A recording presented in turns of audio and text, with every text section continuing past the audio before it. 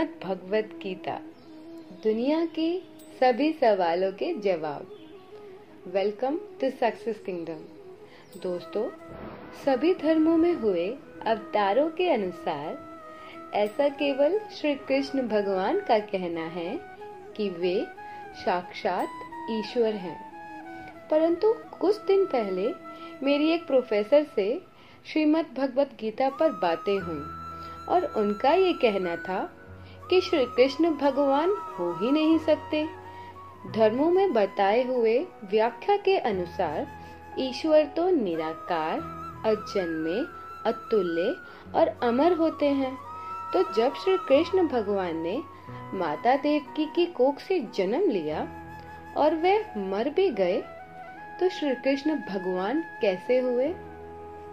उनका ये सवाल काफी लॉजिकल था, पर आप में से कितने श्री कृष्ण भक्त इसका जवाब जानते हैं? शायद बहुत कम।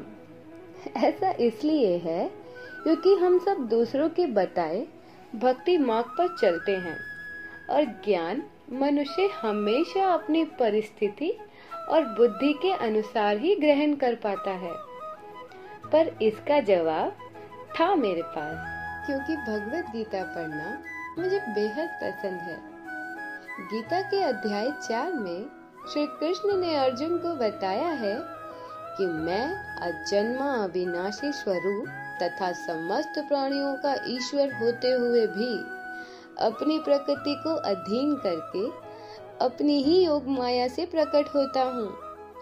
मैंने किसी साधारण मनुष्य के भांति जन्म नहीं लिया, जबकि वहाँ ये साफ बताया गया है कि माता देवकी ने अपने सम्मुख शंख, चक्र, गदा और पद्म धारण किए हुए चतुर्भुज दिव्य देव रूप श्री भगवान को देखा और उनकी स्तुति की। फिर माता देवकी की प्रार्थना से श्री हरि ने शिशु रूप धारण किया, अतः उनका जन्म साधारण बालक की तरह नहीं हुआ। तो हुए ना श्री कृष्ण अजन्मे। जब उनके अवतार का कार्य पूरा हुआ तो उन्होंने अपने लिए ही माता गांधारी से श्राप मांगा, जिससे लोग श्री कृष्ण की मृत्यु समझते हैं। भगवत गीता के पूर्ण ज्ञान के बाद आप ये बातें और अच्छे से समझ पाएंगे। और ऐसे ही आपने इंटरनेट पर ये बातें बहुत बार सुनी होंगी कि कमजोर तू नहीं, तेरा वक्त है, जो कि ये दावा करते हैं कि ये बातें गीता में कही गई हैं। अगर आपको यकीन ना हो तो आप अभी गूगल पर सर्च कर सकते हैं। हम में से ज्यादातर लोगों ने गीता पढ़ी तक नहीं है। श्रीमद् भगवत गीता में टोटल 700 श्लोक हैं और उनमें ये बात कहीं नहीं कही गई कि कमजोर तू नहीं, तेरा वक्त है। और हम इन बातों पर आसानी से यकीन भी कर लेते हैं, जबकि ये बात तो गीता के ठीक विरुद्ध है। क्योंकि ये बातें सुनकर तो लोग अपने कर्म ही त्याग देते हैं और मान लेते हैं कि मेरा समय ही खराब चल रहा है, ये दिन ही मनहूस है, मैं ये काम अच्छे समय पर करूँगा। जबकि इसके ठीक विरुद्ध भगवत गीता में कर्मों को सर्वोपरि कहा है और यहाँ तक कि चिंता को चिता के समान कहा है। कर्म त्याग कर सही वक्त का इंतजार करने के लिए नहीं। श्री कृष्ण ने अपने पूरे जीवन में कभी किसी चीज में कोई दोष नहीं निकाला, तो वो इस बात की सलाह कैसे दे सकते हैं?